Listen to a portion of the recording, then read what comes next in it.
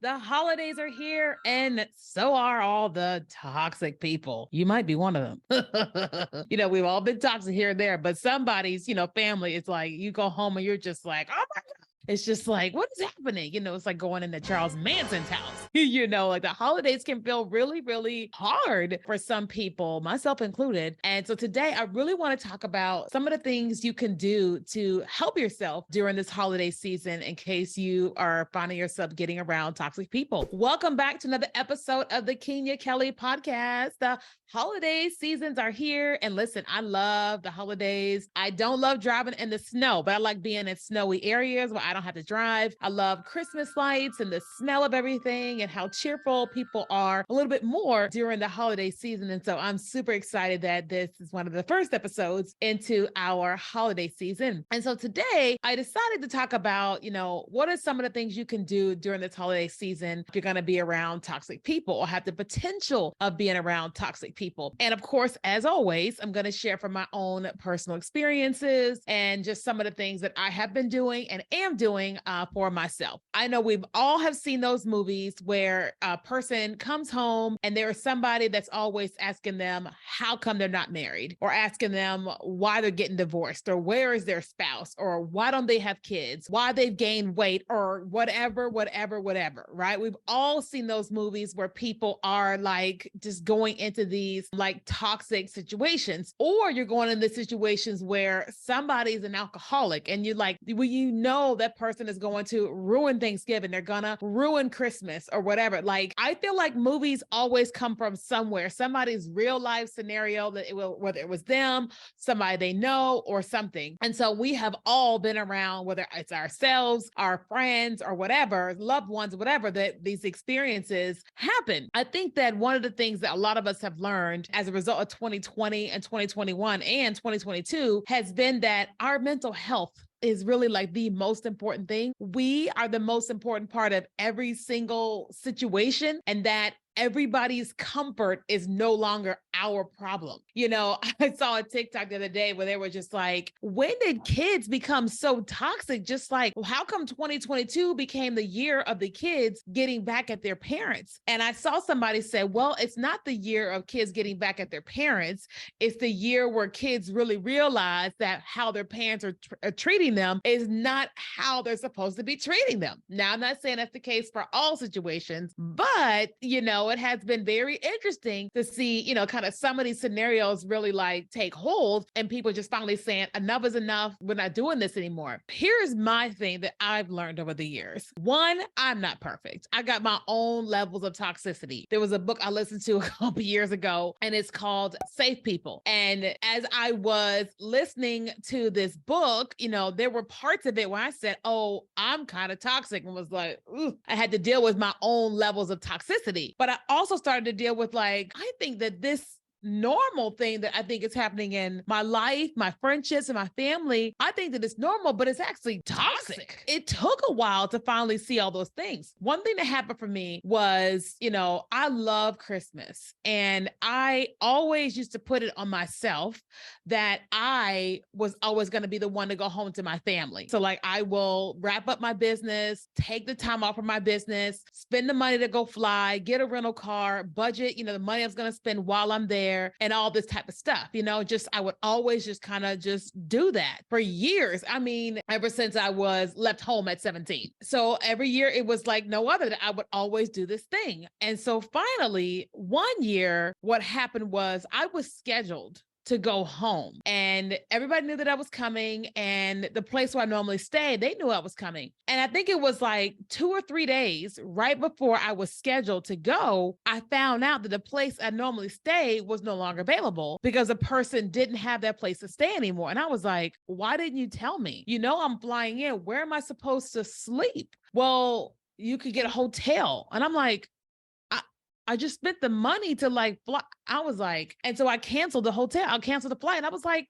no, I'm not doing this. And I was very sad about it. But then a year or 2 years, whatever later, I, kept, going to visit my family. And so finally one year I decided to surprise them. And when I get there at night, I'm kind of met with like a I won't say, what are you doing here type of thing, but it wasn't like excitement to see me. And I was like, okay, maybe because it's, it's unexpected or whatever. I get it. But as the night kind of went on, I realized, oh, this is actually not healthy for me. I can't sleep on the couch for the next 12 days because I have neck and back issues or whatever that we're healing. And so I ended up rebooking my flight to leave the next day at 2:00. Now that was like 8:00 at night. And I was like, I'm leaving at 2:00 the next day. So the next day I ended up going to see my mom and my grandma. I was like, all right, I'm here right now. I'm flying back out. And I flew back out. I was very sad about that. But once I got home and God started talking to me, he said, hey, listen, you've got some options here. You got the option of continuing to doing the same thing and expecting a different result or doing something different. And I said, well, what do you mean? And he said, well, you love your family and they love you too. But when you go home, you're never met with this expectation, this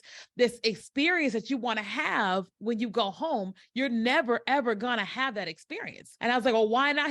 Because your family situation is not like that, the situation that you're trying to create. And I was like, what? He goes, so you're wanting everybody to get dressed and wear matching clothing and take photos. You're wanting everybody to cook and like have presents for each other, even if it's just one gift or whatever. That's never going to happen. That was the hardest conversation with God I've ever had. And it was like, well, why not? And he goes, has it ever happened? No. So are you trying to make something happen that everybody does not want to have happen? And I started to realize that I was trying to make something happen that, was never going to happen. And that it was also toxic for me. Doesn't mean my family is toxic. It just means that that was toxic for me because here is who I am and what I'm doing and expecting and going into and always being met with disappointment. And so I started to realize that I was my own toxic person, that I was like putting this expectation on this. And when I was met with the disappointment or whatever of it, it just kept hurting me. So it's kind of like, something is trash, right? Or like literal trash.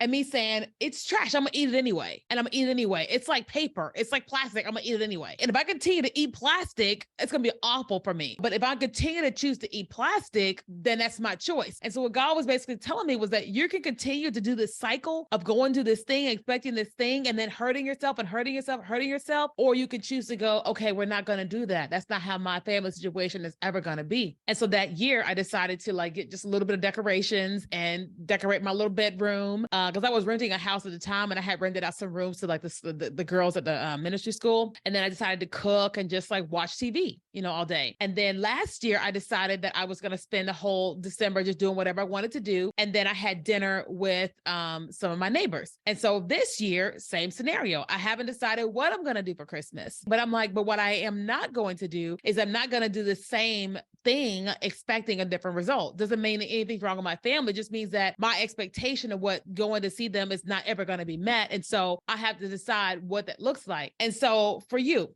are headed right now into the holiday season. We just had Thanksgiving. Now we're headed into Christmas and New Year's Eve. You get this opportunity right now to say to yourself, am I going to continue allowing these potentially toxic people or situations or environments to affect me? I'm not saying you should not go to your mama's house for Christmas. What I am saying is that you have to go, okay, what is happening? What is happening to me? What are the scenarios that continue to happen over and over and over again?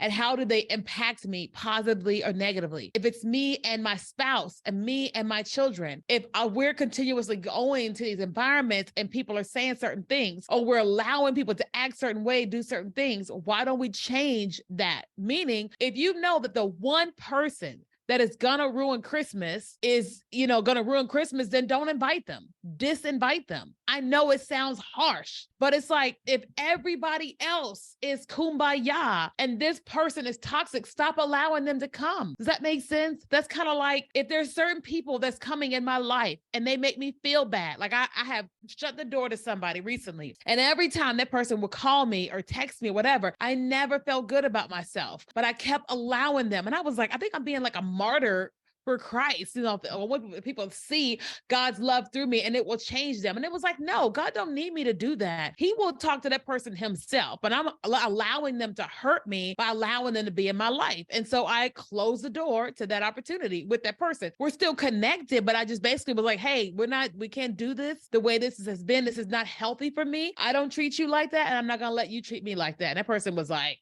They realize, hey, this is me loving on me and you're not loving on me. Then another person, I had to close the door to them and say, hey, I love you. I want us to stay connected, but A, B, and C does not work for me anymore. And I've got to choose this. And that person's like, but they could have to respect it because I'm saying nice things. I'm just saying the way that this is going or has been does not work for me anymore. After my grandma passed, I had so many conversations with so many people, with specifically my auntie. God bless her. Haven't talked to her in years. Probably will never talk to her ever again. But I had to challenge her when she finally came down to visit her mama who was passing in the hospital. And I had to go, this is not what we doing here. You're not going to come here and do A, B, C, whatever you think you can do here. And we're not doing that anymore. And I had to go A, B, C, here's you, A, B, C, D, E, F, G. And so while you want to blame everybody else, and that person was like, and my sister just sat there in shock. And I'm like, look, it's true because A, B, C, D, E, F, G. And so if you're going to go be toxic, you can go be toxic wherever you want, but you ain't going to do it in my presence. And so I know this sounds kind of mean, kind of harsh, but the whole point of what I'm saying is that if you want to have these amazing holidays with your spouse, with your kids, with yourself or whatever, and every time you go in certain environments, it's toxic to you or they're allowing toxic people in those environments. And you've got to say, okay, how do I love me? And loving you sometimes means being by yourself, means being you can't go home to your family or you can't go to your friend's house that you normally go to, that you're going to skip that house this year. Does that make sense? It's like for me, for Thanksgiving, I was like, I don't know what I'll do for Thanksgiving. I'd rather be alone than miserable, but somebody invited me and I said, oh, this is going to be a good experience. I'm going to go with them. Somebody else invited me to a Friendsgiving. I said, oh, this is going to be a good experience. I'm going to go with them. And then hopefully somebody invites me to Christmas parties and, Christmas Day or whatever. And I'm like, and I'll judge which ones I want to go to and go, this is going to be a good experience. I'm going to go there. And then prayerfully one day I get remarried. If he has kids, if we choose to have kids, whatever, then we will choose which environments we go into. But if we don't go into any of them, we'll create our own. So that way we can have the experience that we want to have during the holidays, however we choose to have them. And so this is, big sister Keenya right now, just kind of giving you the permission to choose you this holiday season and whatever it looks like. If everybody's going to be mad at you, they're going to be mad at you, but you have to choose to not allow toxic things to hurt you, to not serve you. If they always talking about your divorce or talking about your weight or talking about your whatever, those people are going to always be allowed in that environment. Don't go somewhere else. You just don't have to do that. I love my sister. And last year she was like, well, come here for Christmas instead of going to Mexico. And I said, no. And I was like, because I want the Christmas that I want to have, and I'm not going to have it by coming to visit you guys. I love you guys, but I'm not going to have the Christmas that I want by going there. Listen, I know it sounds kind of mean, kind of harsh, but this is how you deal with toxic people. You don't have to be mean to them, but you have to be honest and strong, and you got to choose you first. Talk to your counselor, get the right words to say to these people during this season, but your number one priority is taking care of you. If you want to listen to the podcast, you can just find the Keenya Kelly podcast on iTunes, Stitcher, Google Play, anywhere you can listen to podcasts.